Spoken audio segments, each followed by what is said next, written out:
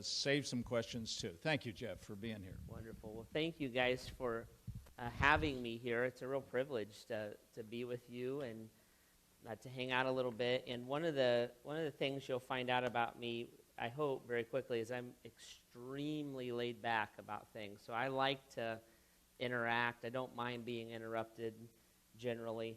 And I would love to make this more of a kind of a running conversation than any kind of a lecture or anything like that I would try to give you. So thanks for having me.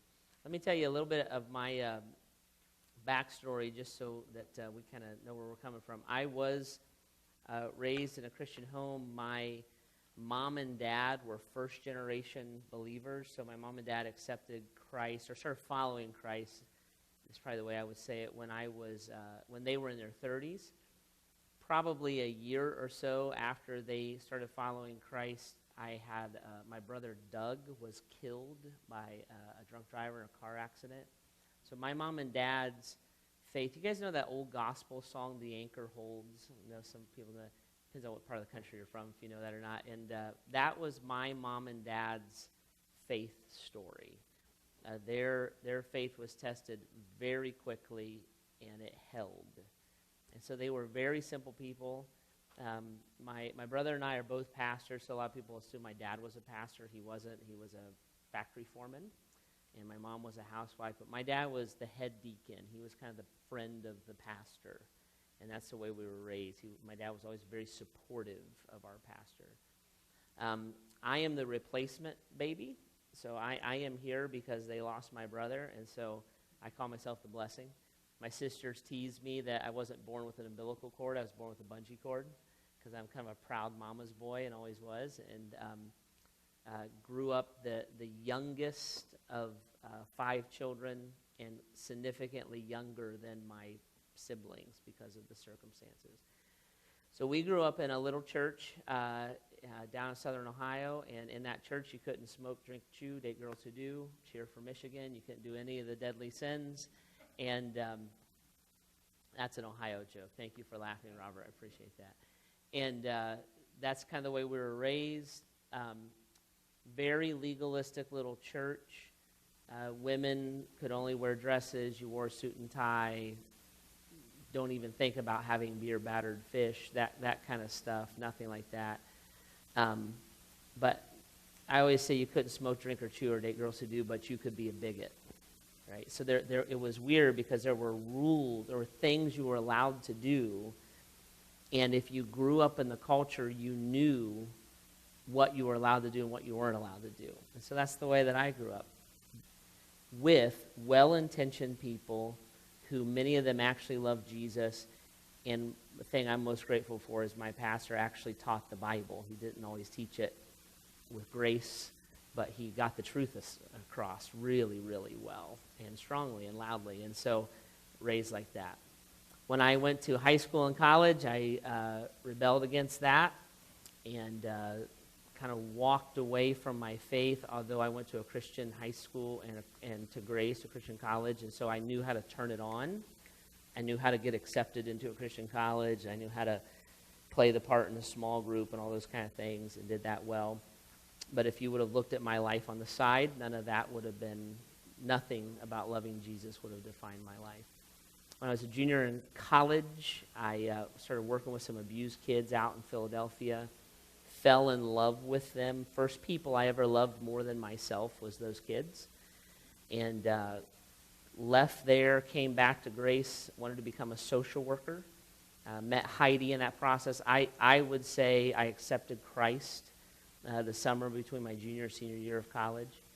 My mom was still alive. She'd always stop me right there and say, "No, you did that when you were 6." And the evangelist said,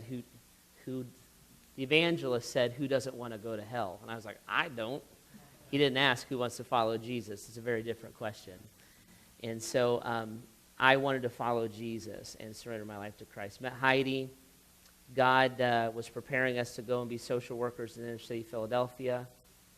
Christmas break of my senior year, I got a phone call from this weird little guy in Norton, Ohio, which is a suburb of Akron. I'd never heard of Norton, Ohio.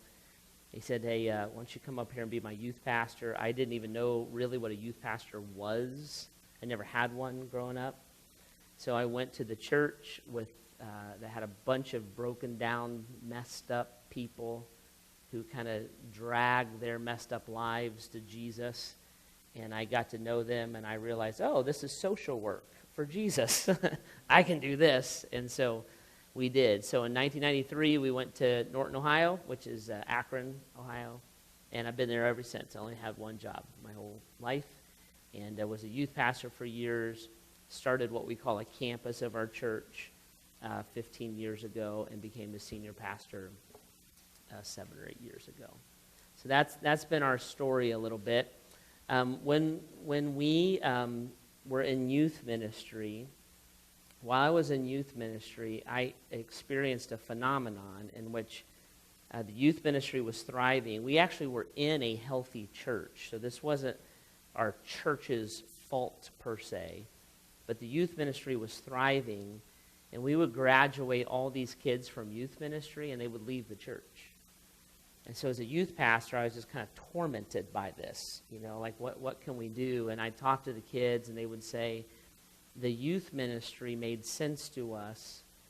Being connected to the rest of the church doesn't make sense to us. And started then getting a vision. I think God gave me a vision for what if we did church differently? What if we approached some things differently? What if we interacted with people differently? Could God use that? Now, for all of you who are associates or youth pastors, I want you to hear me say this. Everything I did under the blessing and the authority of my senior pastor. So there was no church split. There was no rebellious heart. It was Pastor Bob Combs and I, working together, him saying yes, once in a while no. But he was allowing me, and for all of us who are senior pastors, I want you to hear me say that. He was allowing me to reinvent and to understand kind of who I was and what I felt God had called me to. And he, under his protection in a lot of ways, he let me do that. It could take a lot of hits when you start changing stuff, right? So Bob would get in between me and whatever arrow was coming at me.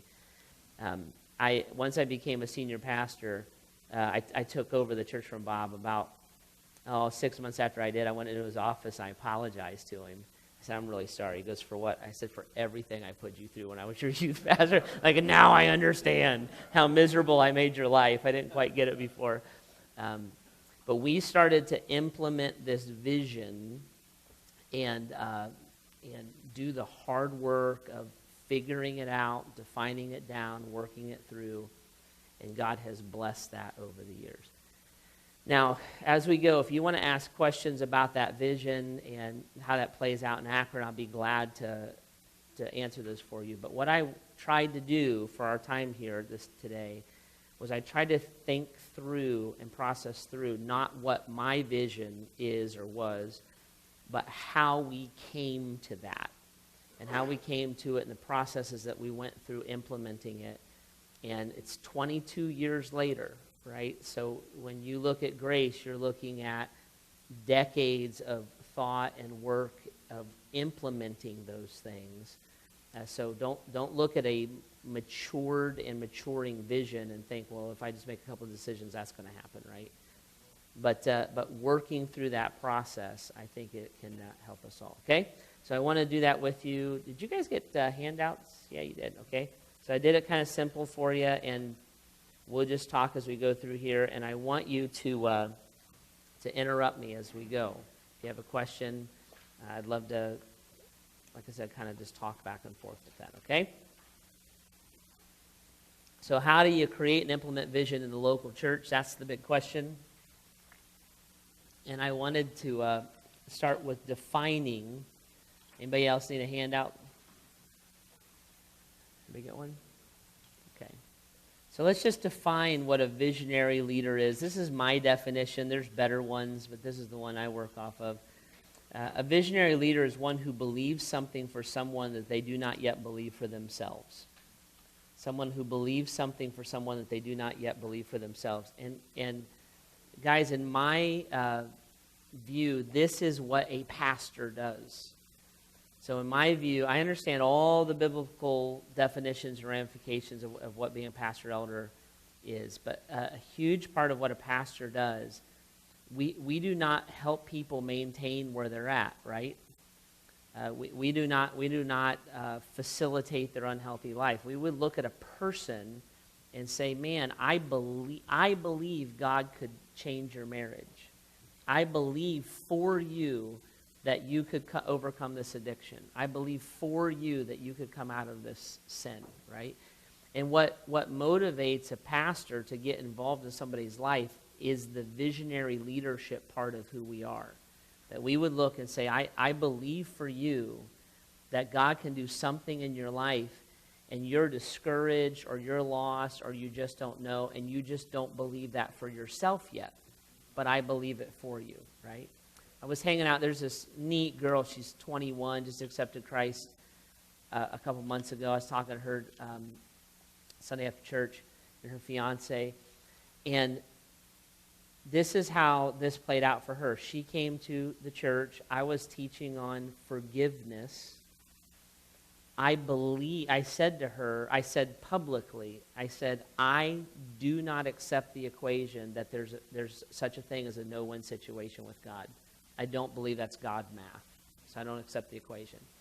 And I do not accept the equation that relationships are dead. We serve a God of the resurrection, right? So I don't accept that equation. Therefore, if you will forgive, that's where all this forgive as you've been forgiven, where the power of all this comes in. Well, she caught that vision for her and her mom. That's what started her faith journey. I could forgive are you saying that I could have a relationship with my mom? Yep. I'm not saying it's not complicated. I'm not saying it's et cetera, et cetera, et cetera. But yes, I believe that because she quit believing that. She reached out to her mom. She implemented Scripture as a non-believer, and it worked.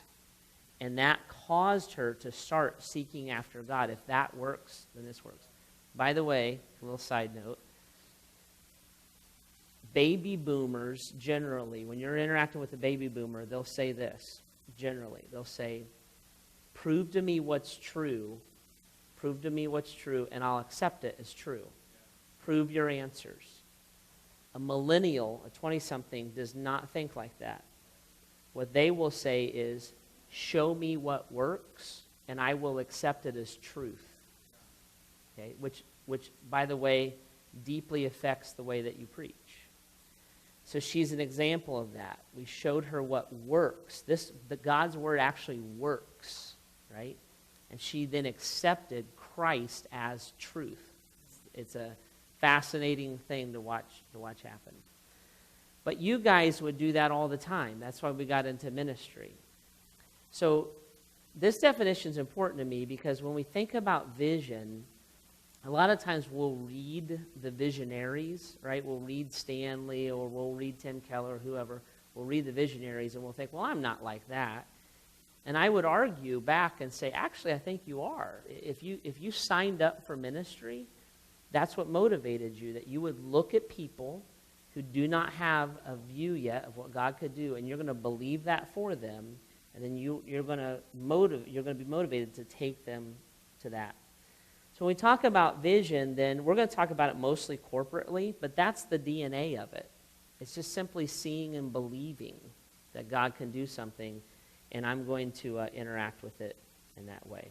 So I broke this into two little sections, and the first is how to start creating the vision, and then a lot of our conversation is going to be about implementing it, okay?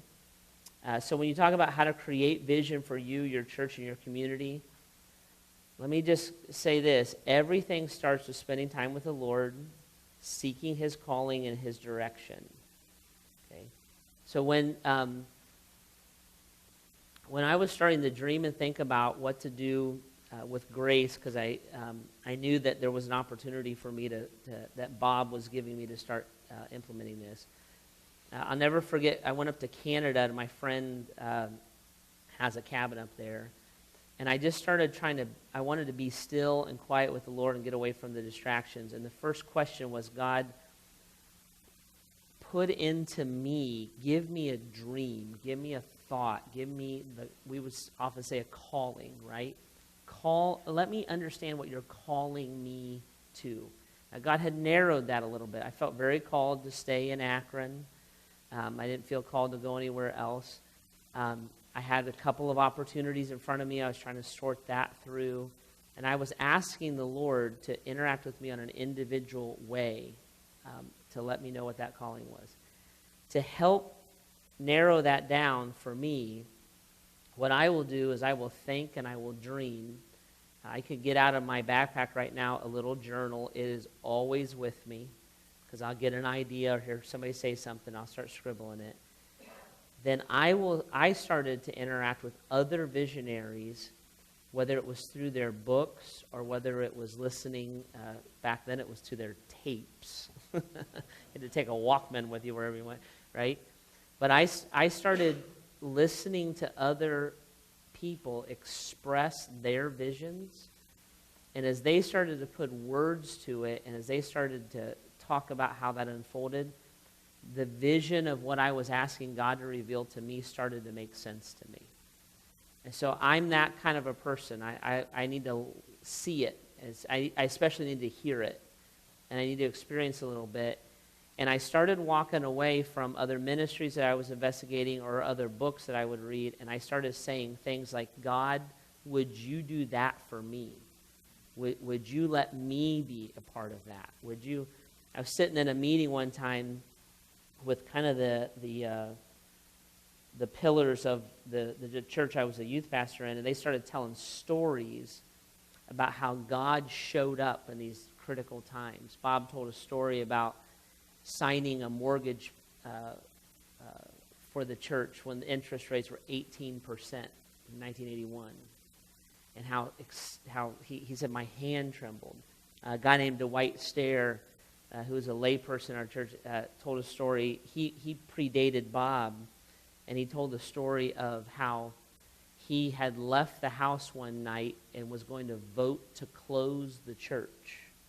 And on his way to the meeting, the Lord spoke to him.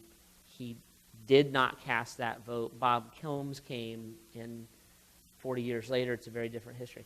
So I'm listening to them. I'm young, 20-something, and listening to them. And I remember that night saying, God, would you give me a faith story like that? I don't want to just celebrate my father's stories. I want to live one too. I want to see you do something supernatural. See, I imported a vision. It wasn't just me in a burning bush, right? You start hearing, seeing, understanding, looking, grabbing pieces of that, and then it morphs into our own. So all vision starts with you and the Lord and what God has called you to. I said Sunday, I think a lot of times why people don't spend time with the Lord is because they're afraid of what he's going to say to them. And you kind of have to be there. I have a dear friend, Doug Jensen. Doug is 50-something, close to 60. He left the pastorate and went to the mission field in Africa at 56, right? A lot of guys don't want to hear that from God at that stage of your life when all your grandkids are coming. But it's a new vision, right? And so it starts there. Okay, so you got that. So everybody's got it in them. It's our DNA. You wouldn't be in ministry if you didn't have vision, if you didn't believe something for someone before they believe it for themselves. And it all starts with our relationship with Christ and the leading of the Spirit. Then this is how we start getting into it, okay? So number one, when you're seeking to develop a vision, I encourage you first to really try to understand your natural instincts. Your natural instincts. And there's some tools that you can do this with, and we'll talk about this in a minute, but let me just talk about this for a second. I really believe that when you and I go to implement vision, if we can understand how God created us, we can get into kind of a vein of vision and ministry that comes very naturally to us, right? So I understand that I would have been the wrong person to follow Newt Larson at the chapel. I'm not wired like Newt, right? I'm very like, hey, what do you guys think? Everybody want to hang out? Like, I laughed a little bit when he was like, it's 9:59, 57, 58, 50. Time to start. I'm not like that. Like, you guys want to get together sometime this morning, kind of thing. It's my wiring, right? And I think that that's very important. I actually don't think ministry methods are that important. I think ministry vision is important. And I think if you can understand who you are and who God created you to be, and you can learn from people who aren't you, right? I think that's a very important thing, obviously. So I'm going to learn from people who aren't me. But when I'm thinking about investing my life or leading my church, I'm going to work hard to do that in a way that comes naturally to me, right? I think it's a big part of the flavor of the body of Christ. So there's things like, if you maybe you've heard of SHAPE. It's out there a lot. SHAPE is your spiritual gifts, your heart, your abilities, your personality, your life experiences. There's all kinds of spiritual gift inventories. There's all kinds of personality tests. But kind of understanding what your natural wiring is. Somebody said to me one time, figure out what makes you stare at the ceiling at night or pound the table. If I've learned over the years, you ask me a certain question or two, I'll kind of come up out of my seat a little bit, because that's the nerve right there. Reaching lost people is a nerve for me. Like I think we should always lead with evangelism, right? And so reaching the lost. Reaching the 24-year-old unchurched person is a nerve for me. Okay? And those are all things. And you think about a guy that's wired to be a youth pastor, a guy that loved doing that, a guy that see, it all just kind of makes sense the way that God, anti-legalism is a big nerve for me, right? I don't do legalism well at all. I have to work hard to be gracious about those things, okay? So it's that. It's the sermon that you preach while you're driving. It's the sermon I always preach while I'm mowing the grass. My neighbor asked me why I mow my own grass, why I don't have the kids do it. I'm like, because I would never have any sermon prep if I didn't mow the grass, right? I'm always yelling at somebody. So sometimes it's the sermon that I shouldn't preach that I preach while I'm mowing the grass. Sometimes when I'm mowing the grass, I go off on everybody, and then I'm like, okay, got that out of my system. Let's do this love grace thing, But figuring that out and what those instincts are is a big deal. Now,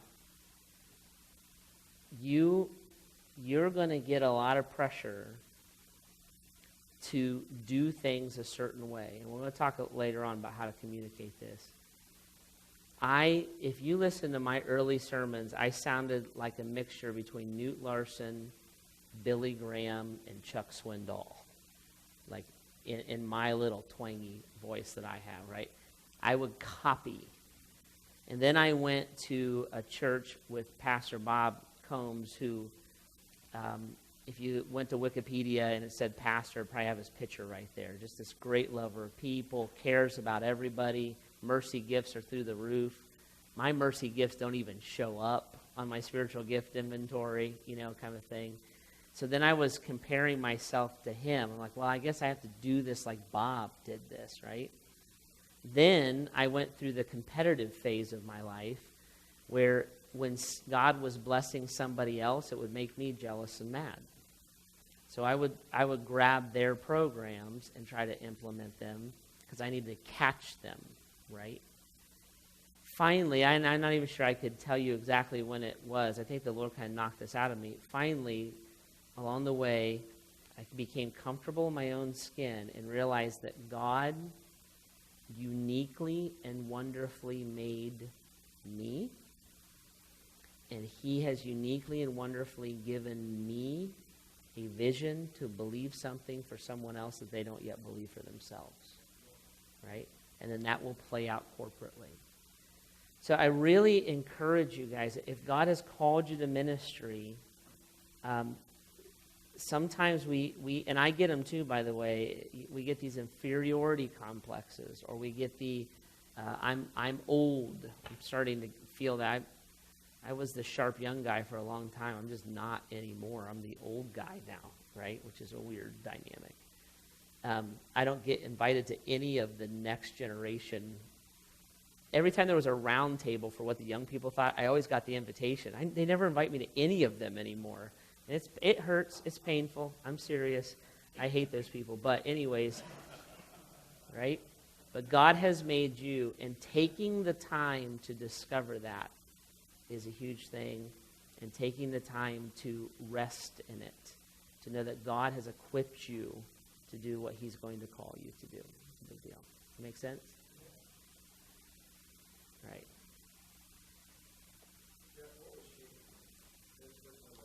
Okay, so shape, this actually comes out of Saddleback. This is Rick Warren's stuff. It's old now.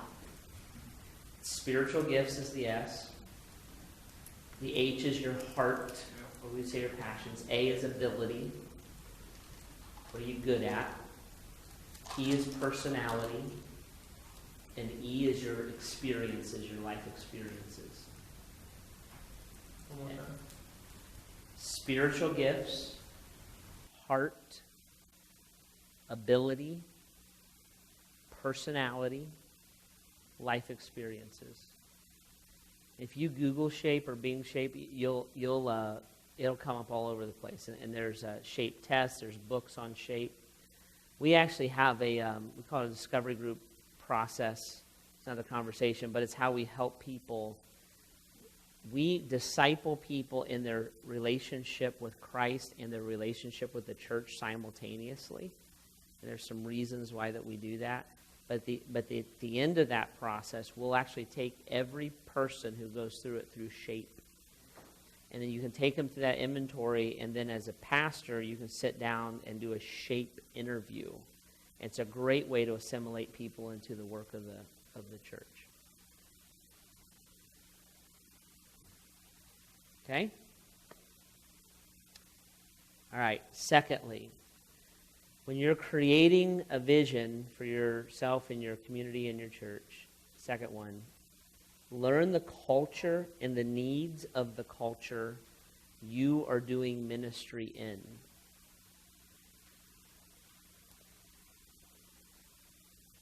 Learn the culture and the needs of the culture you're doing ministry in. Now let me just delineate this for a second. I am not talking about learning your church's culture, because from my perspective would be, and Grace Church's perspective will be, when we talk about culture, we're talking about the greater Akron area. We're not talking about Grace Church. So we have this little saying at Grace. You can agree or disagree with it. It's up to you. You can be right or wrong. It's up to you. But here's this little saying we have at Grace. We say, God did not give the church to the church alone. He gave the church to the world. So when we think about being a church, we're thinking about reaching the world around us. We're not thinking about sustaining ourselves. So God did not give the church to the church alone. He gave the church to the world. Okay? So when we talk about learning the culture and the needs of the culture, at this point in our conversation, we'll talk about communicating later. I'm talking about your town, your city. So what is the culture of Northeast Ohio? That's where I'm at. What is the culture of Akron, Ohio, which is a very different culture than Cleveland, Ohio. That's why nobody understood LeBron when he was talking, because he'd say, I'm not from Cleveland, I'm from Akron. Everybody get all up in arms about LeBron James. But everybody in Akron would say, like, yeah, I understand exactly what he means, right? So it's that culture. I know some things in our culture. Here's some things that are unique about Akron. My pastor buddies down south have a terrible time relating to this. So my pastor buddies down south will say, how do you deal with the social pressure of people going to church and just doing it for business reasons and this and that? And I said, we don't have those pressures in Akron. If you don't want to go to church, you just don't go to church and nobody thinks about it, right? We're a northern city. Akron has not grown numerically in over a decade. So we're a stagnant city. Akron does not have a big industry coming in. Most people who graduate from college in Akron move out of it to get a job, right? So these are all cultural dynamics, right? In town, we have other religious institutions that have deeply affected people's view of God. So Akron has a heavy Roman Catholic population. That makes a big difference. There's a lot of Orthodox, Greek and Hungarian and this and that and the other thing, a lot of the old immigrant churches, right? Some of the effect is very positive. So, for instance, and I mean this sincerely, when people will say, in Akron, when they say, what's Grace like? I'll say, we're a lot like the chapel, except we wear jeans, right? And that's a positive thing, because the chapel has such a positive view, right?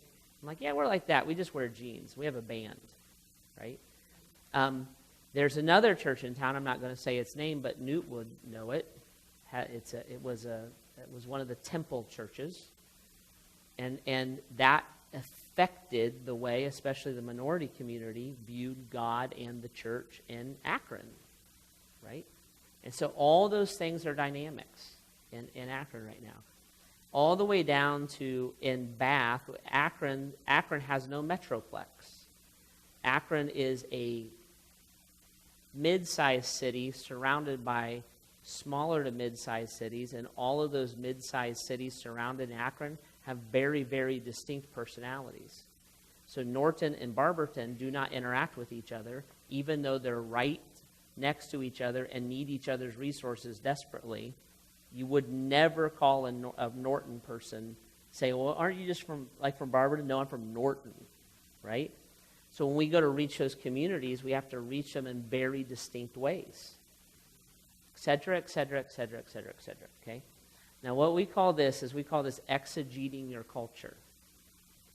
So as much as you're going to get into the Word of God and pick it apart and push it back into the languages and understand the pronouns and all that kind of stuff, right? It's getting into your culture and really exegeting it and really dissecting it and really understanding where am I at and what are the needs of these folks.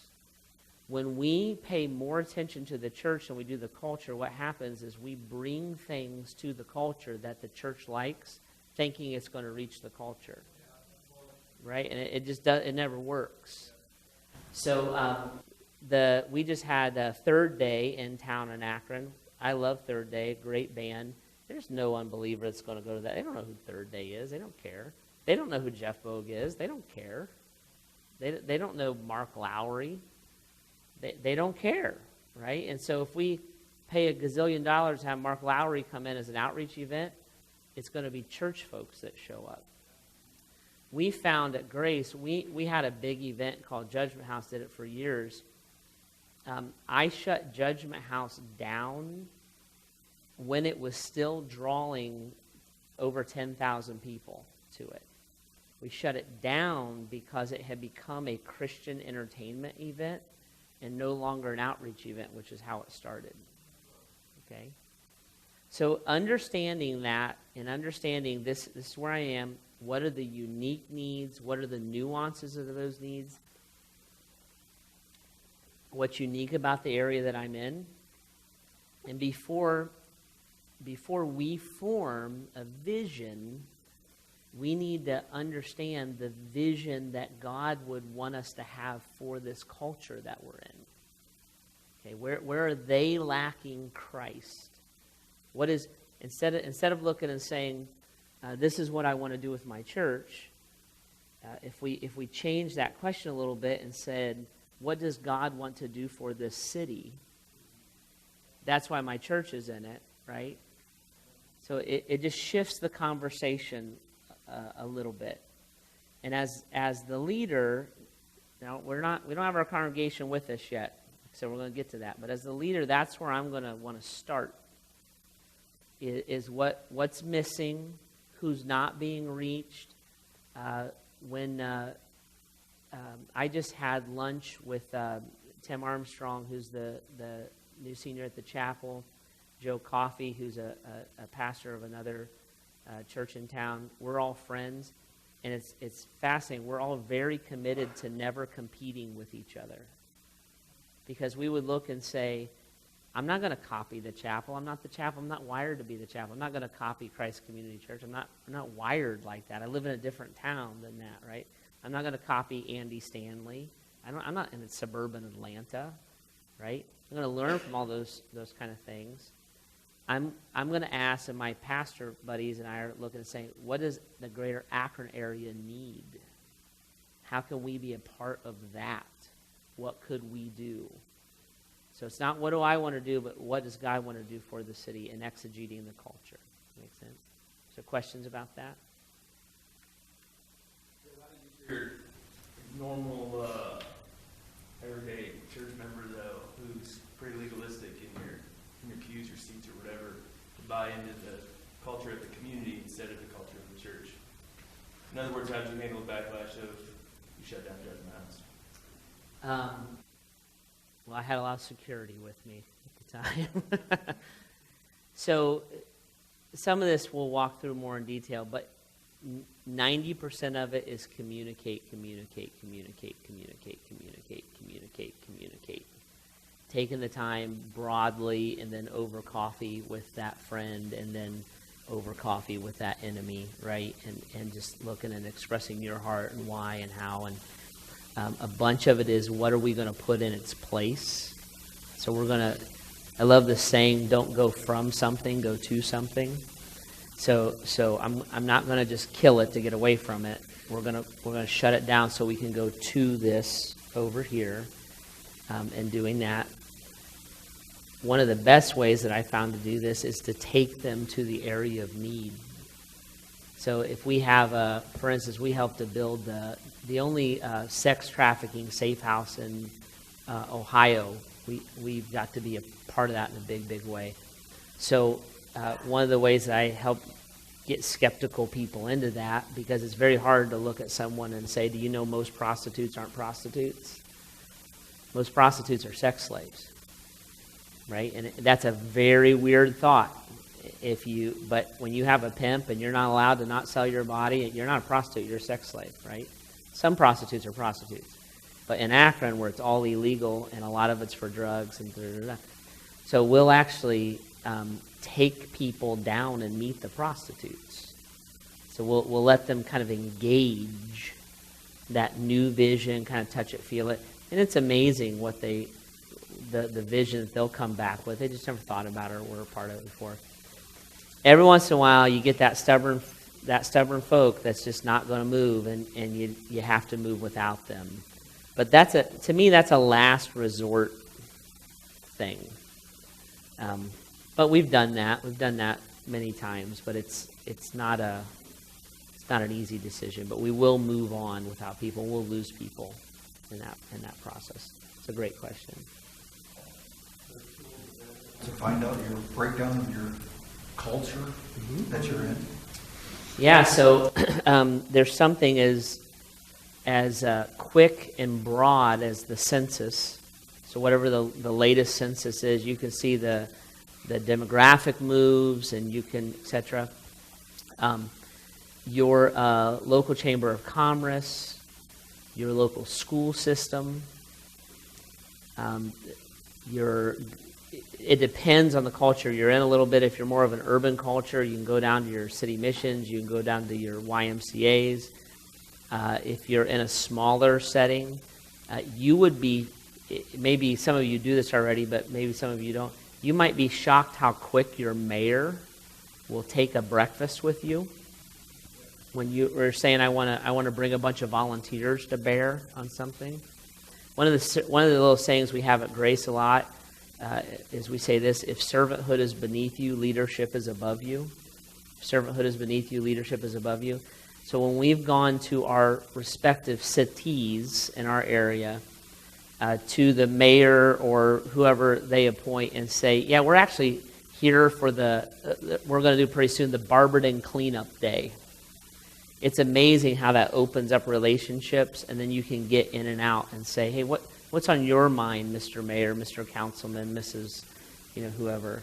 And they'll start to tell you, the school superintendent's thinking about these things all the time. Because these are their problems. We would view them as opportunities, but these are their problems that they're trying to figure out. So you just start knocking around like that. Your police chief, they know what's going on. Things. After you've been there for a while, I've been in Akron 22 years, you get a feel, right? So this was much more cumbersome when we first showed up. But when we go to open or start a new church, we'll do this legwork before we'll launch that church there. So exegete the culture. That's the idea. Get into it. Get into the details. Not what you want to do, but what does God want done for the church. When you're saying it's just as true in a farming community or a small town, Indiana or Michigan or Ohio. Absolutely. Some of these little communities have some of the biggest problems, right? You guys know this. They have everything from drugs and alcohol to the kids are bored because there's nothing to do. That's why they do drugs and alcohol. To teen pregnancy. To it's harvest season. What kind of impact would it make on a farmer if the people of the church showed up and brought his family a meal when he was out cutting corn? It's those kind of things. Like what are the stressors in that community, and how can we connect to it? Mm-hmm. Shelling, Nancy. Sorry, my corn comes from a can mostly. Yeah. I am not a farm kid by a long shot.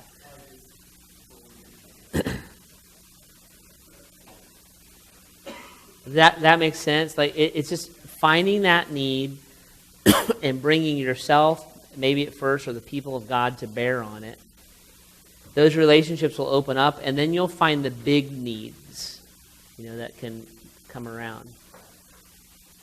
Remember, Dan Gregory was up here in Columbia City, and he just simply noticed that on Friday nights, all the kids of the teenagers were sitting around smoking on the courthouse steps.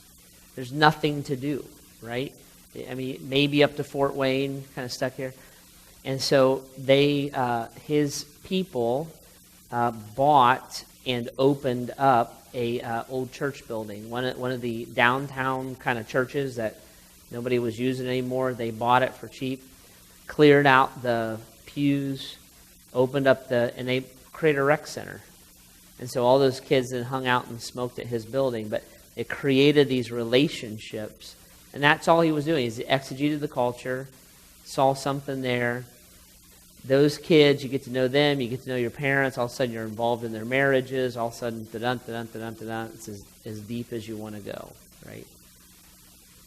And usually you're only looking for a good idea.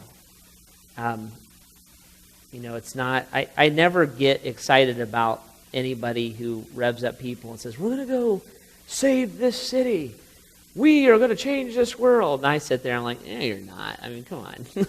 We all know you're not going to do that. But we can affect that person. The body of Christ collectively can do those things. But my church isn't going to change the world. But we can affect these communities in great, great ways. And then whatever you do for eternity echoes throughout it. So, locks in. All right, then the third thing here, and this is where it kind of comes together, is to find the point in which your shape and the culture you are in intersect. Okay, so I'm kind of figured out our personalities a little bit, our spiritual gifts, our abilities, personality, life experiences. So it's my shape, and then we've exegeted the culture. Here's the needs of the culture. Well, there's a point at where this need of the culture interacts with something that I'm good at, right? And that is probably where you just discovered vision, right? This makes all the sense in the world to me. Everyone else is kind of stuck on this problem. It doesn't feel like a stuck problem to me. Other people don't like to do this. I can't wait to do this. Okay? And when your shape and the needs of this culture intersect, that's your point of vision. And that's where you would begin to talk about it. And question I get asked a lot is, like, how do you formulate, the conversation about vision? And I think the counterbalance to that would be if your shape and the needs of the culture intersect, you're not going to have to work hard to communicate that. It's going to spill out of you because you're pounding the table, staying awake at night, thinking about that all the time. Okay, so if you can find that intersection, you can do it. I just wrote down here in my notes, it's very hard to cast vision for things that you do not naturally understand. Right? We can express the needs of things we do not understand naturally. It's hard to cast a vision. So we can look and say, there's a drug problem in this town. Okay, everybody would know that, or people need to know Jesus. Right? I mean, we all know that. That's very different than if we started a children's basketball league and could get kids involved, and we could connect with their parents, and we could do this. And all of a sudden, you can't shut that guy up because you just hit that vision. Well, you're looking for that in yourself, right? When I'm mowing the grass, I'm preaching a sermon to myself, and the things everybody's like, oh, here he goes again, here she goes again, right? It's like, that's awesome because that's where your heart is. If you can connect that to a need, you just found your vision. You cannot easily cast vision without being personally passionate about it. And I just put a note here in my notes. If you're not willing to die for it, don't ask others to live for it. If you're not willing to die for it, then don't ask others to live for it.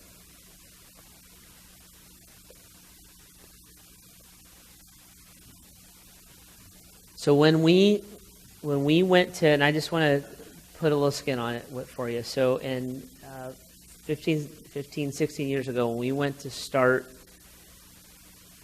the first campus of Grace Church, which is now kind of the defining culture of Grace Church, my passion was this. I'm uniquely wired to be a youth pastor. I'm the guy that loved being a youth pastor. I loved it. Had no real desire to get out of it. Right? So I loved being a youth pastor. I had a unique spiritual gifts, passion. I had an ability to work with teenagers, had the personality to work with teenagers. And now my life experiences were very defined by teenagers. The more a messed up teenager was, the more I loved to be with them. Okay? So God wired that into me. That turned into they're leaving the church. See, there's this big need. They're leaving the church. We're working with these kids. They're excited, and then they feel a disconnect to the church. And it wasn't because the church was old-fashioned and dumb, and there's no attitude about that. It just wasn't working. That's it, right? I went as an associate to my senior pastor and identified that problem with him in our community. Hey, Bob, in our community, there's not a church specifically built around the DNA of a college student. Bob had asked me to go start this campus. I asked his permission. Can I start it with the DNA of a college student? It's what I would know to do, is what I said. If Bob wanted me to go replicate Bob's church, I would have had to say no. I didn't know how to do it, right? I don't know how to sit in marriage counseling for hours like Pastor Bob does. He'll counsel. You lock me in a room to do a counseling session, I'm clawing at the walls. I'm telling you, just get over it. I'm terrible. But so I can't go do that. Can I go do it the way that I know to do it? Had a blessing, had a yes, right, from my pastor. Went And I created, or we started to create something that made sense to me that also met this need in our community. And so if you ask me, was starting Grace hard? I'd say, yeah. The one thing I learned about church planting is I'll never do it twice. It's hard, right? Was it unnatural? Nope, not at all. Like the hard work of coming up with solutions to problems is hard. You know, the hard work of people is hard. Somebody asked me the other day, they said, we were celebrating something at Grace, and they said, years ago, did you ever see this happening? And my answer was, I meant this in humility, but my answer was, well, yeah. I mean, this has always made sense to me. I mean, I'm humbled and grateful, but it wasn't like a shock. Like, I'm like, yeah, that's what we dreamed of having happening. And in my mind, I could see that. Making sense? If I'm a worship guy, I can't do that. If I had a dream, your guys' dreams, Craig and I were talking about his Appalachian Trail ministry, makes no sense to me. I'm like, so you hike and talk? He's like, yeah. I'm like, huh. That's it? You know, but you get talking to him about it, you know, but I'm like, yeah, it doesn't make any sense to me. But what I do makes sense to me. Tracking me? So when that comes together, like to put this together, number one, you have vision, or you would not be in ministry. Right? It's the nature of us. We look at people and we want something. We believe something for them. We believe that Christ can change their life. They don't believe that. Right? So you have vision. Interacting with God. God, would you develop it in me? And then understanding yourself, understanding the culture, and then looking for that place of intersect is where you would start launching all that. Okay? All right, thoughts or comments or questions or critiques?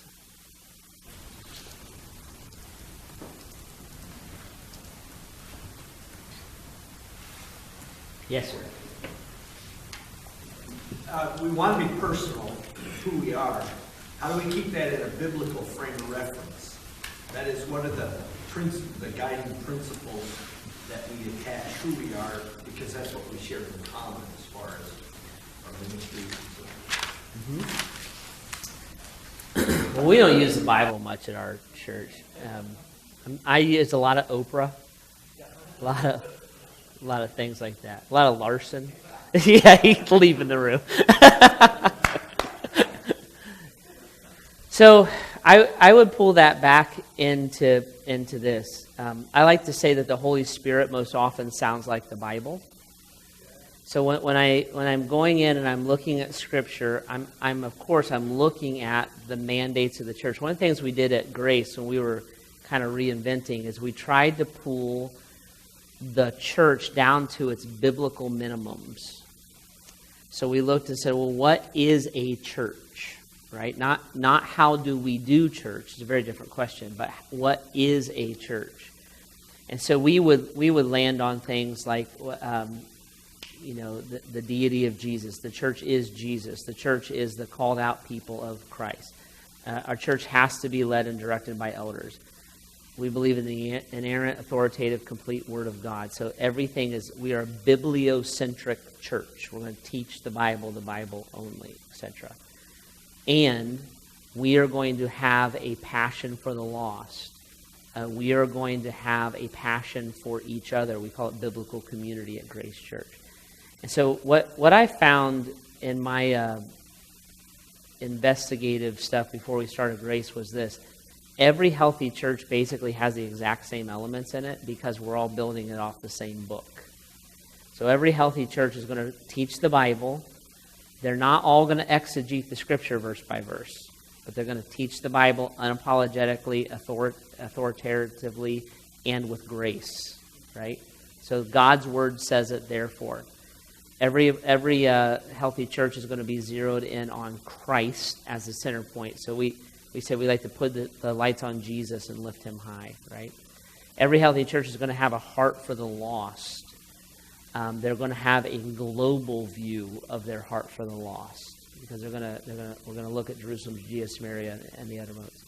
Every healthy church is going to have biblical community. So we know this, right? We actually cannot follow the scriptures if we do not share our lives with each other and allow other people to share their lives with us. Right? Whose burdens do I bear? Who do I confess my sin to? Et cetera, et cetera, et cetera.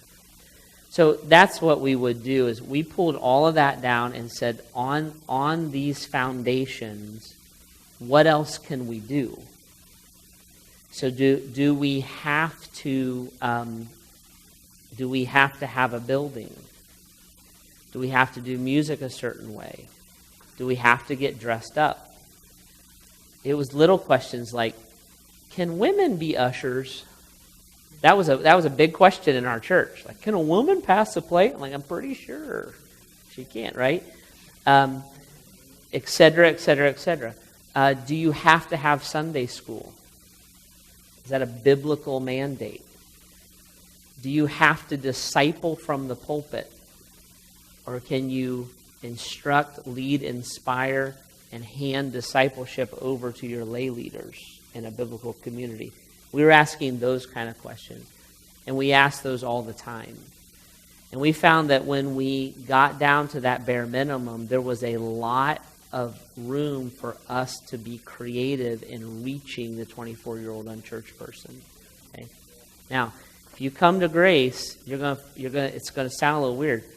We are not a seeker church by a long shot. On Palm Sunday, I preached on hell and how it's not a question that you'll go to hell one day. The issue is you're going there now. That's why you needed to be rescued, and God provided a way of escape. Okay? On Easter, I preach on what a true disciple of Christ is and how it's different than a Christian. Jesus never used the word. He used the word disciple, right? This coming weekend, or last weekend, I preached on if you have no love, you do not know Christ. Right? I mean, these are like hardcore fastball, put a little southern twang and a pulpit pound. It's my church growing up, you know. We're going to say it differently.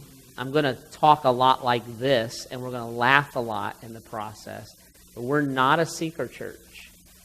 What we do, though, is we assume everyone coming to the church is biblically illiterate. So we don't use, one of the big things we did was we dropped church language, and we dropped our theological education language in preaching. So I don't preach on justification and sanctification, and I don't do a series on the different theophanies in the Old Testament. Like, you know, we're not going to do that because it makes no sense to anyone, a 24-year-old unchurched person. So we're going to change that language. We're going, instead of starting with truth, we're going to start with need and take you to truth. So 24-year-olds don't come to church to find God. They come to church because they have problems. So we're going to start with that problem. By the way, this is kind of what Jesus did too, but I'm just saying, a close up. We're going to start with that problem. We're going to take you to the heart and the mind of Christ. So that's where we can zero in on those core things to your question and do different things. But this is where methods are unimportant. I am very confident that I'm not doing anything different than my friends in Akron who love Jesus are trying to do in their churches. I'm just doing them differently. Right? So they're going to use a different music, a different style. They're exegeting their culture. They're looking at what works, and they're doing that. I'm looking at what works and doing it. If you try to copy Grace Church in your church, it'd fall flat. And if I tried to copy yours, I'd fall flat. One of my dear friends, a guy named Mark Ritzman, he is an inner city church planner in Philadelphia for years, has a church of 60 people in the ghetto. And he told me one time, he's like, yeah, he goes, you know, God's just a blessed grace, this and that. I said, just shut up, man. I said, you could not even be on staff at Grace Church, Mark. And I could not be on staff here at Crossroads. I cannot do what you're doing. I don't get it. I don't have the patience for it. I don't understand it.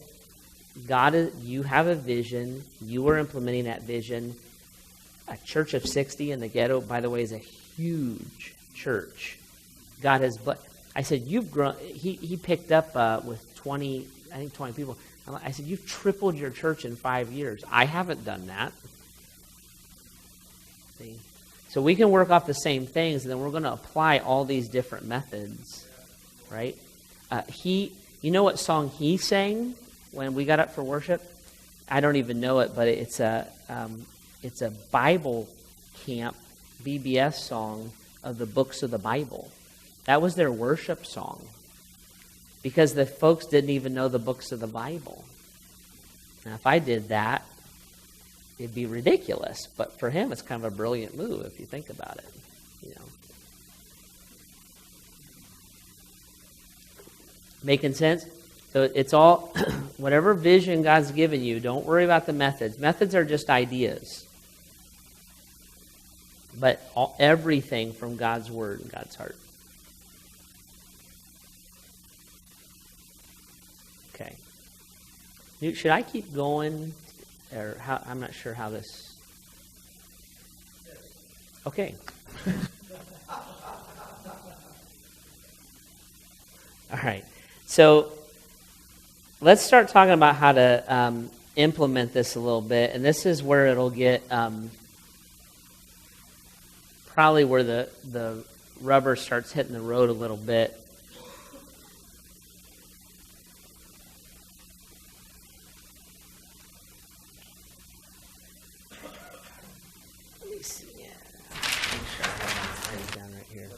Yeah, I just realized I didn't have a schedule in front of me.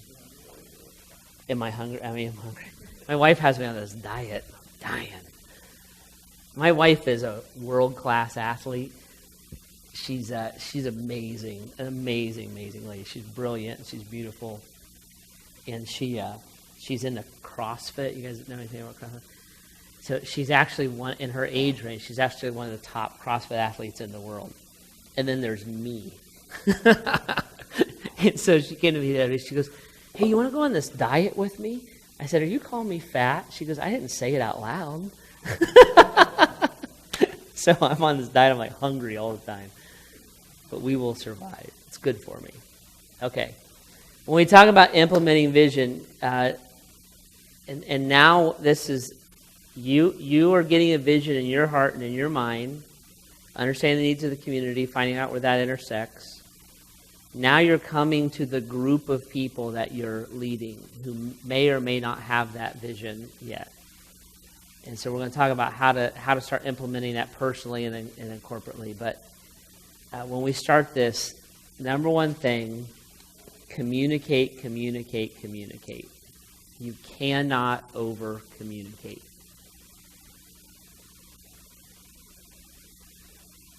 Take the time to communicate. Be intentional and vocal about communicating. Listen. Allow others to have an ownership in the process. Let that all take place. And don't fret about methods. Focus on vision. So when we have implemented big, broad pieces of vision, when we first do it, it's fascinating that I have kind of a special place in my heart for the folks that started out with us. Because one of the things that is a big part of the vision of Grace is starting new churches.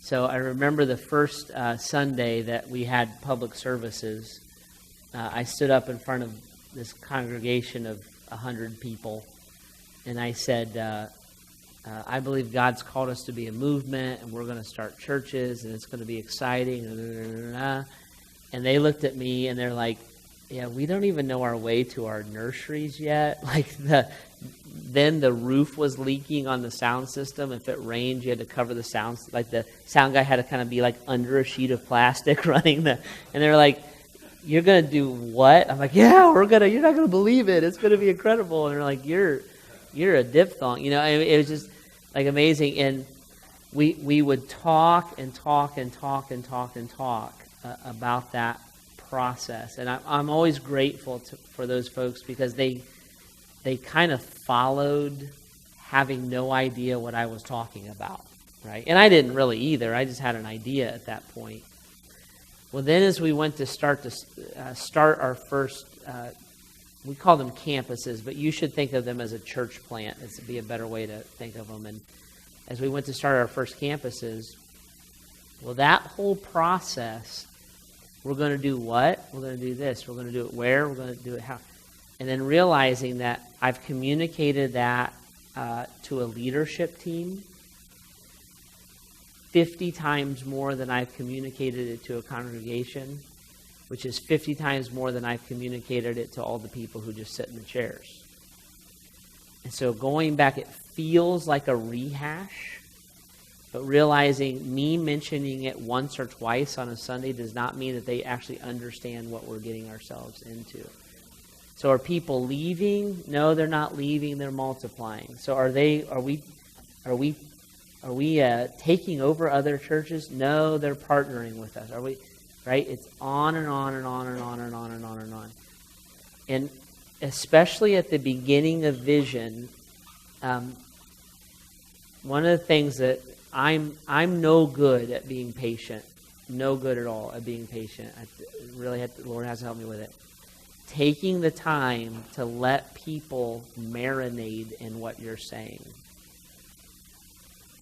And let me just, as a pastor, I think it's important. It's not fair to throw an idea at your folks and say, you better like it. They don't know what you're talking about. Now, let me just ask you this. Do you sit around and think about their jobs all day? Well, they don't sit around and think about your jobs all day. So that they may know what you said, but that doesn't mean they understand it, right?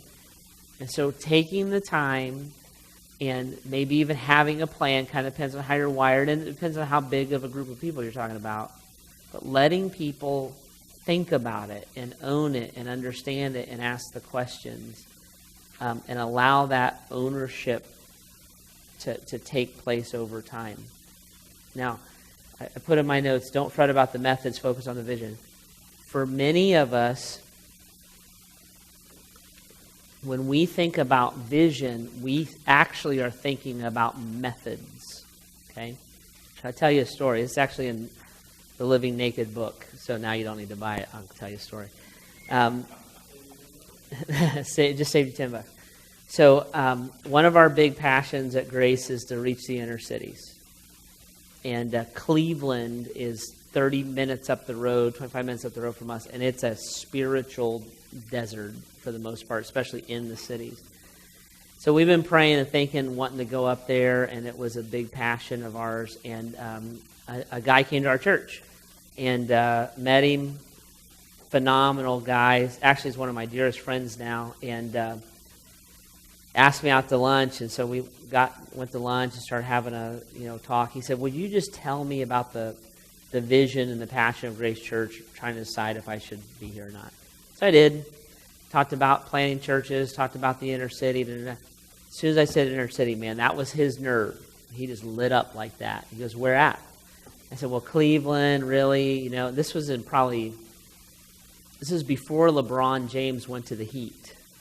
And so I said, and we had some connections with LeBron. He was doing a lot in Cleveland and And he said, "Listen," he goes, "I feel like the Lord brought us together." I said, "How come?" He said, "My family has owned a factory in inner city Cleveland for blah, blah years. I just built a new one in this other little town called Copley. My factory is sitting open, vacant. It's 400,000 square feet, 4 floors, brick building, blah, blah, blah, blah, blah." He said it was in the poorest ward of Cleveland. Okay. And he said we could put a church in there, because for us, everything has to have a local church attached to it. So a local church in there, housing for addicts, we could put gyms, there's just space galore, right? And he said, and there's billboards. It's by a big highway. There's billboards. The leases on the billboards will pay for the utilities. And he said, I want to give it to you. I'm going to give you the building. I'm going to give you the leases. And if we can get the place renovated, we can. So I was like, wow, I got a miracle story kind of a thing. I was like, man, I'm going to write a book about this, right? And so I'm like all excited. I go back, I tell our elders, they're all excited. Tell our folks, they're all excited. We were just cranked up, and I had this big vision of like Grace Church Cleveland, right on I-90. You know, it's just like this huge thing that was going on, and I felt like, oh, the Lord's in it. We're talking with LeBron about putting stuff in there, et cetera, okay? And my vision was to reach the city. The method was this building. And I thought, well, Lord, you've given us the way, okay? Went and started having meetings with the councilman from that ward. First openly gay councilman in Cleveland's history was the councilman of that ward. Actually a very nice guy and actually a very good councilman. He gathered together the faith community in that ward, started meeting with them. They were like, man, because a couple of people, like especially the people who dealt with addicts and the homeless, are like, space is our worst problem, and blah, blah, blah. I'm like, yeah, we could do this. So we're all brains, got everybody amped up about this. I go up there, and I went up there once and saw that some vandalism had taken place. Building was vacant. So I called my friend who gave it to me. I said, hey, there's vandalism. He goes, okay. And he sent a crew up, and they cinder blocked up the windows and the garage doors of this building. Okay. Went up there again. Vandalism had taken place. Now here's the deal. Within 4 or 5 months of him, you can have this building. I don't think I would be exaggerating if I said there was not a pound of metal left in the whole building. The vandals backed their trucks through the cinder blocks, stripped all the wiring, all the cast iron, all the copper, stripped out they went to the roof of the building and stripped the coils out of the elevators the motors were on the roof. They took the power, because it was a factory, had like a power line like that. They took the line from the pole to the building. I don't know how they didn't die, frankly, doing it, but everything is gone. Everything is gone. And I went up there one time. I'm like, I was so mad. You guys know what a pallet jack is? There was this second floor loading dock thing, and it went down these railroad tracks, and they had knocked the doors out, and they were throwing the metal out, and then somebody would pick it up and take it. And I got so mad that I threw a pallet jack out the door. And my friend was like, I hope no one was down there. But it was infuriating. Went back, I talked to a builder. He said, you're looking at $2 million a floor to bring this thing back to life.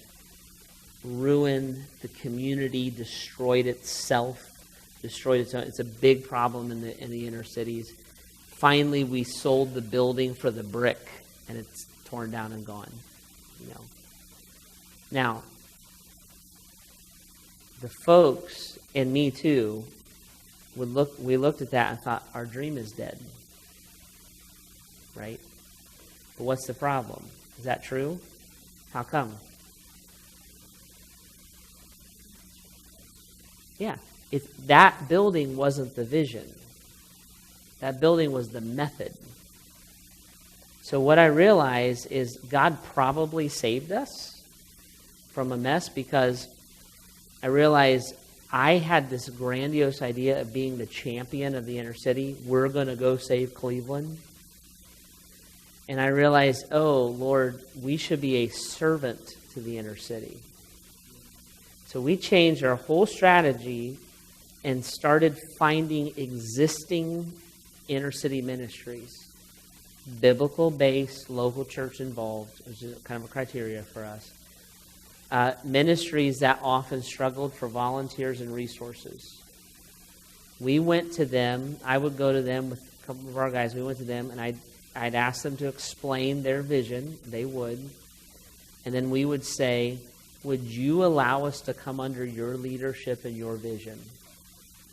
I had one man break into tears.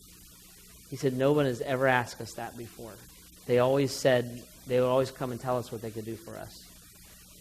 And we developed what we call our urban partnerships. And our urban partnerships would say this: we come under your leadership, your vision, we serve you. If we do not feel like we can serve you for a minimum of 20 years, we don't form a partnership with you. Because we want you to be able to build your ministry around the idea that Grace Church is here. So sometimes we say we have the ability to bring an aircraft carrier to the fight.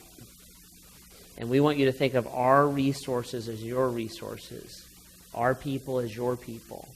Because the vision is to reach the city. The vision isn't to slap Grace Church's name on it. So when you go throughout Akron and Cleveland right now, you will not find Grace Church's name on anything. It's not there anywhere. If you ask the inner city leaders of Akron and Cleveland who their number one ally is, we would be in that list somewhere. Right? By the way, this is also how we interact globally. We try to find what God is doing, then we go under the national leadership that's there. We don't come and take it over, right? So that's what I mean by this whole thing. I'm communicating. I had to walk our folks back through this and say, now wait a minute, we're not, because me too, I was disappointed and frustrated and angry.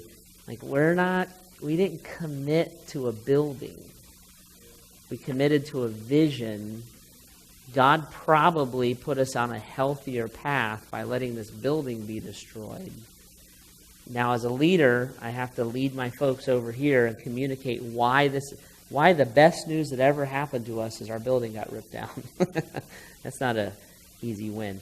But let's see how that works. Okay. So I want you to start putting it all together. If that vision isn't your vision, and that passion isn't your passion, then that is very difficult to communicate.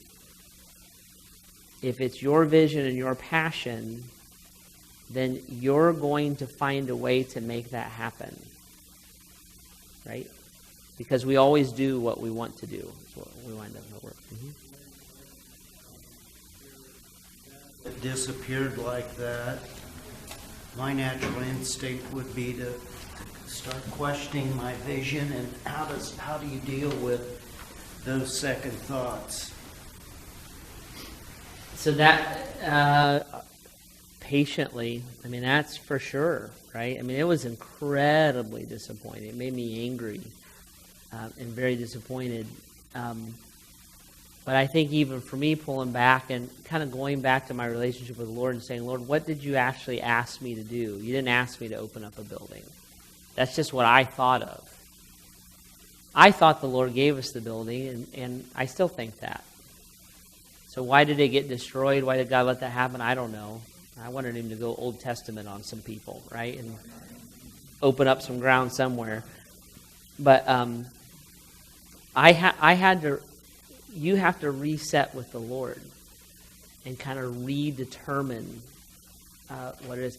I think of it a lot like when Paul was going to go into Asia, and the Spirit stopped him, and he didn't stop serving the Lord or planting churches. He just got redirected, but I'm sure that was a disappointment. I'm sure there was a thought process behind that strategy. I'm sure he talked to lots of people by it. But I think that's where the greater vision drives it. There's another example of this where we went to start a campus, and I had a manual of what this camp was supposed to look like and how it was supposed to work. I got a very sharp guy to lead it. He was our college guy. He took the campus. It's 2.5 years old. It doesn't look anything like it was supposed to look. And people are coming to Christ left and right at it. So I had to, again, take my hands off and say, well, the vision wasn't to make things work the way I want them to work. The vision was to reach the people of Medina for Jesus. And if that's happening, and it's happening in a way differently than I thought it was going to happen, it seems like the Lord's in that, and I have to let it go. Okay? But we're talking to folks through this whole thing. Yeah. Don't misunderstand. Did anybody live in inner city Cleveland? I did. I went to school there. I mean, to have a vision for another place that doesn't start with people that is just a facade. It's just I'm a bit taken back. My parents were in ministry, inner city Cleveland, so we were there. I went to school there.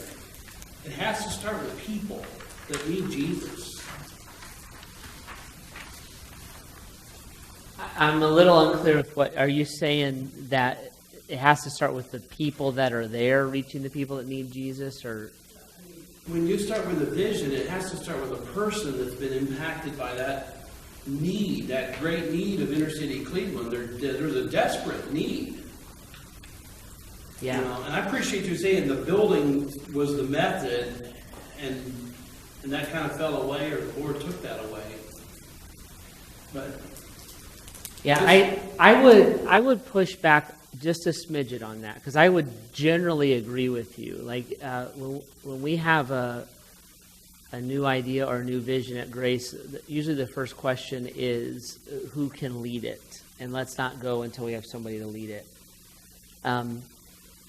I think where I might push back a smidget is I think we can love people and feel called to an area that we don't have roots. And I think that's basically what a missionary would do, right? They would look at an area, see a need, not have roots, and then move there and develop those roots. What we're doing now is more like finding your mom and dad and saying, how can we support you guys? So, but that would be almost like them being there would almost be step 2 of reaching an area, because somebody had to go there first with the gospel. And I think that can be a very viable vision. What God has called us more into now is sometimes we go places first, and we'll just kind of break into an area like a missionary would. What we tend to do is we'll go in looking for your family and look and say, oh, you guys are here. What are you doing? Can we be a part of it? Can we help? Can we serve? And then we make that commitment to stick around. So instead of like the weekend missions trip, we would say, yeah, count on us to help in these ways. But I think you have to allow for both a little bit. I appreciate very much that you guys are coming alongside of and making a long-term commitment. I love that. I'm just saying, I live there. You don't just come from an outsider 40 miles away and say we're going to start a church. You have to have a core people that passionately want to live and reach that people for Christ, that group for Christ. They desperately need it. Yeah. I agree kind of with you. Somebody has to come from 40 miles away and start that process somewhere along the way. Now, we don't, like when we say start a church, we don't mean like pipe me in on video, that kind of stuff. So we would look and say, yep, let's start from that neighborhood and get going from there. So I think we're on the same page with it. But sometimes there's a place with vision where you have to break ground. And then sometimes there's agreement that can be found, and you get into God gives you a heart for those areas. You get into those areas and you realize, oh, there's people who've been here a long time, who know the neighborhood, who are a lot of times are tired, they're worn out, and they're under-resourced, and we get to be a part of being a breath of fresh air. We did this in Akron. We found a group of people down. There's a ministry there called Urban Vision, and found a group of people there that have been there a long time working on it. They wanted to start a local church there. We came beside them and helped them do that. But the rule was this: the people from Grace, if you're going to go to North Hill to be in the church, you have to move into North Hill. So we had a bunch of families that actually moved into North Hill, and people from our other campuses would say, can we go to, nope, you can't even go visit for the weekend. It's a local thing. So we'll kind of mix it all up like that. But that's what I mean. When you have a vision and it's something God gives you, you'll find a way to pull it off. Whether you have to go, my father-in-law was a missionary. He moved to a town in Brazil and started saying hi to people. He broke the ground. If you can bypass some of that and get to like finding these families, but if God has called you to it, you'll figure out what it takes to get that moving and roll with it. It's good. All right, so we're communicating. Here's the second thing, and this is part of what we're talking about right now. Number 2 is create allies. Create allies. So this is what, as a young pastor, this is what I would have done when I had a vision. I would have come in to a group of people. Let's pretend you guys are my elder board. And I would have come in and I would have said, listen, you know what's wrong with this church? We're not reaching young people. We need to start reaching young people. You guys don't know how to do it. I think we can do it this way. We don't do this, and we don't do this, and we don't do this, and we don't do this. And what am I saying to these guys? You're a bunch of idiots. You're a poor leader. If you really love Jesus, you would do things the way that I think they should be done. And it's zeal without wisdom, right? Is what that is. So when you're creating allies, one of the biggest things about creating allies is this idea. It's not being against people. So as you communicate, one of the things you're communicating with or saying is, I'm not actually against you. I'm for you. And this is the thing. One of the reasons I think that if Bob was here, we could ask him, but Pastor Bob and our elders, who were all much older than me when we started things, we actually had the same vision. What we were talking about is methods. So when I come in and say, you know what's wrong with you guys, what I'm saying is you don't have the right heart, you don't have the right, and they might look back and say, what are you talking about? We want people to come to know Christ, we believe in the local church, we have the same vision. What I'm trying to say is I have a new idea or I feel like God led me to something. I would be smarter if you helped me with it, right? So Pastor Bob was my boss for 15 years. I was associate pastor for 15 years. Now, if you looked at me, I didn't function like a normal one, but that's what I was. And I can count on one hand the number of times that he told me no. He didn't say no much. Every time he told me no, he completely bailed me out. I was about ready to make a huge mistake. So he had the grace to kind of let me learn on the job. And then he had the wisdom to know how to temper my zeal and help me with it. And one of the biggest things he helped me with was how to create allies. Because that doesn't come natural to me. What's more natural to me is, let's go, I'll tell you guys what we're doing as we're moving. Or just do what I told you. You'll be fine. Right? It's a terrible way to lead. And he would say, you got to slow down, you got to build relationships, you got to help people think things through. So when you're creating allies, what you want to do is you want to start with the leaders closest to you. So if you have an elder board or deacon board, however your church governance works, you're going to start there. They're there for that, right? You're going to get them on board. Maybe you get your spouses on board before that. That always comes in handy. But you get them, and then you're going to, in a concentric circle, you're going to expand that influence of that vision. So we're going to take a lot of time to talk our leaders through it, walk them through it. When we would get ready to launch something new or do something different, those are especially the guys that I would take with me to see things. I still do this, by the way. or I'll let them experience it themselves. So they have their head around what I'm talking about, right? The next level is your influencers. So your elders are not the only influencers in your situation, right? You got influencers around you. Those influencers may or may not be in leadership. Ready?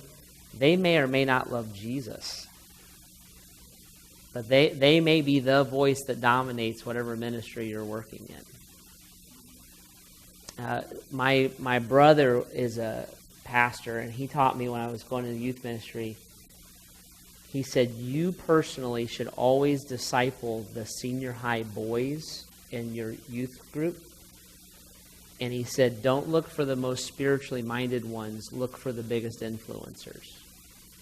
And so I would disciple these guys. I did it my whole youth ministry. And they weren't necessarily the guys that loved Jesus the most. They were just the guys that everybody else did what they said. Okay? So we're walking that through, creating those allies, helping them to digest and marinate on that. Right? Then I'm going to go somewhere along this line. I'm going to try to find somebody who's better at what we're trying to do than I am. Whenever we go to launch a new idea or pursue a vision, somewhere along the line, I want to be the dumbest person at the table. So I have a group of guys I meet with about 3 times a year. We're all friends. We go to church together. And they jokingly call themselves Jeff Bogue's Personal Advisory Council. And I'm a trained theologian, right? I'm seminary stuff, right? These guys are all business leaders.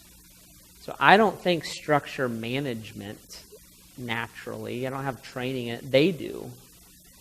So we were just together a week or so ago. I have a new idea. I think it's an awesome idea.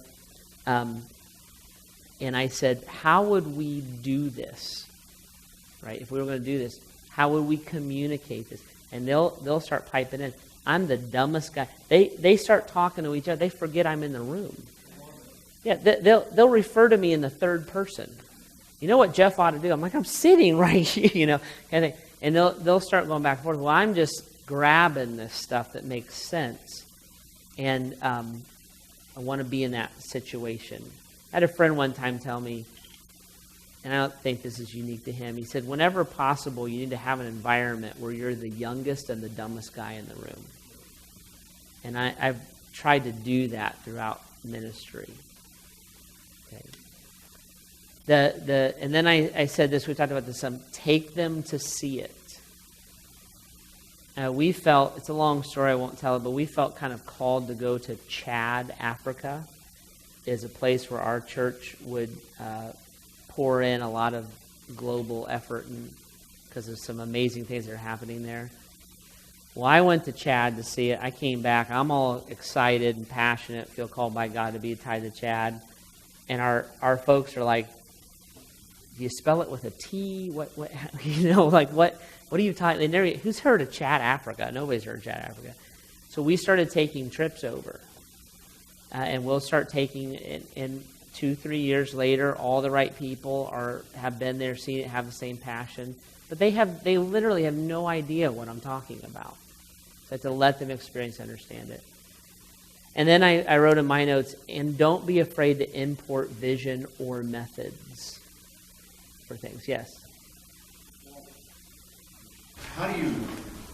What are ways to deal with, you've got the right vision, and you've got a church or group, and you know they need help, and you come in and you say, they offer help, and they say that'd be great, but they have no vision, and the only vision maybe they have is, we've never done it that way before, we've always done it this way, and it's not working. You just sort of back out of a situation, or do you spend some time trying to have them grasp what you already understand? I mean, how do you get on the same page? It will, in my view, it would be directly tied to their openness. So we have, for instance, one of our campuses was a traditional campus. always, and we needed to convert it to a contemporary campus. So the question was not, will you guys tolerate music you don't like or methods you don't like? The question we started with was, do you want to reach lost people? Okay, so we started there, and I actually knew the answer because they were deeply involved in world missions. I'm like, oh, you have a real, I can see you have a real heart for the lost. You've got missionaries all over the world, right? What do you think about the lost people? And we start talking about that. Another question that came up is, are you discouraged with the direction of our of the North American culture? Yeah, kids today, and nobody knows the Bible, and so we'd start having that conversation, kind of where their hearts were. Do you believe God's plan for the world is the church? And Dad says, yeah, and it wasn't manipulative. I don't mean it that way at all. It was we actually agree on a lot here. We actually have a lot of the same vision.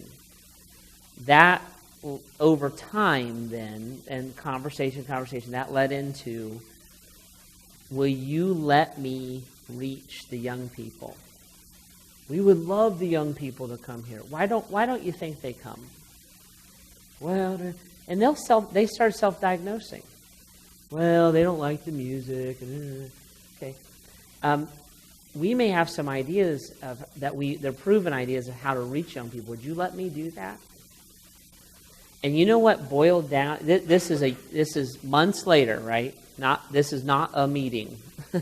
These are relationships. But months later, what this boiled down to was, are you going to take our music and our we call them community groups, but Sunday schools away, ABFs away? Are you going to make us stop interacting with people and take our music away from us?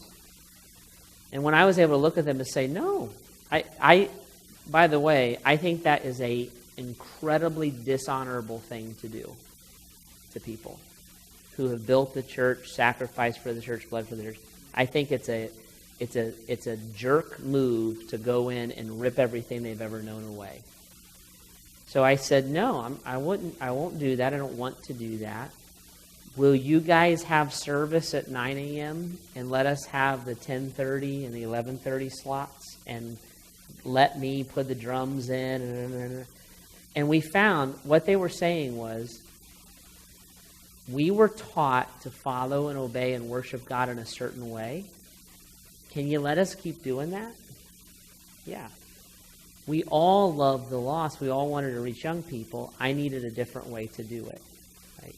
By the way, I'll look at the young people and say, in fact, I just did this a couple weeks ago at that campus. Those old folks, they're way more flexible with music than you young folks are. Way more flexible with music, right? So I kind of stick up for them a little bit. So if there is that viability there, we'll ask questions that have nothing to do with methods. Now there are times, I think, where you get a stubborn person or two and they want control, and that's a different conversation. Maybe you can outlive them. Maybe you have to walk away from it. Maybe you have to crack heads along the way.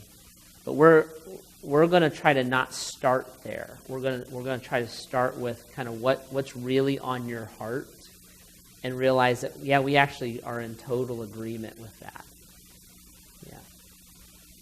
Yeah. A great one in our circles is, do you think young people should be taught the Bible? Yeah, they need God's Word. Would you, if I told you that I think I could figure out a way to get them in here to listen to it, would you let me do that? It's that kind of stuff, right? It's a great question. Last little note I had here, then we're going to stop for lunch, is don't be afraid to import vision or methods. One of our most recent visions at Grace was to have a thriving marriage ministry that functioned in biblical community, so marriage small groups, right? We did not go and invent it.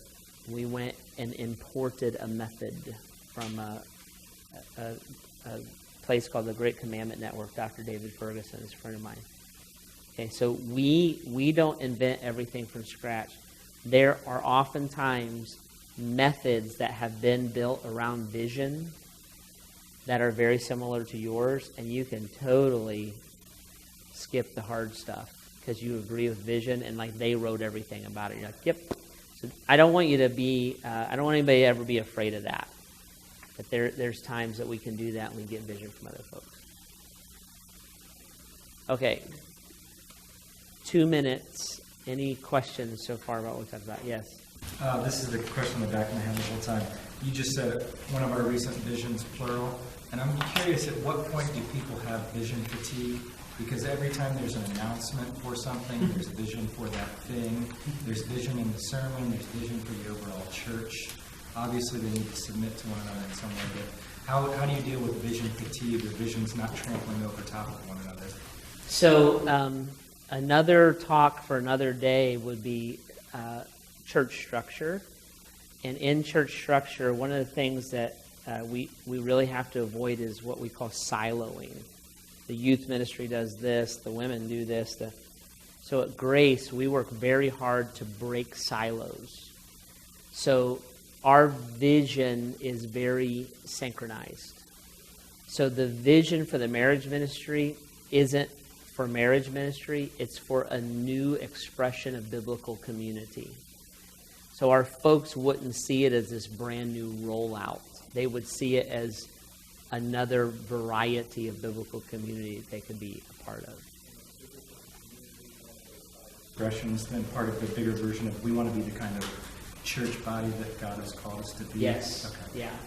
So that's what's the overarching vision for your church? Grace is a gospel-centered movement that is committed to sharing the gospel of Jesus Christ by knowing it, living it, and giving it away. So that would be and we would only say know it, live it, give it away. And that would be in the live it world. So hey, we have some new live it opportunities. We're going to, that's it, and that's all they would know.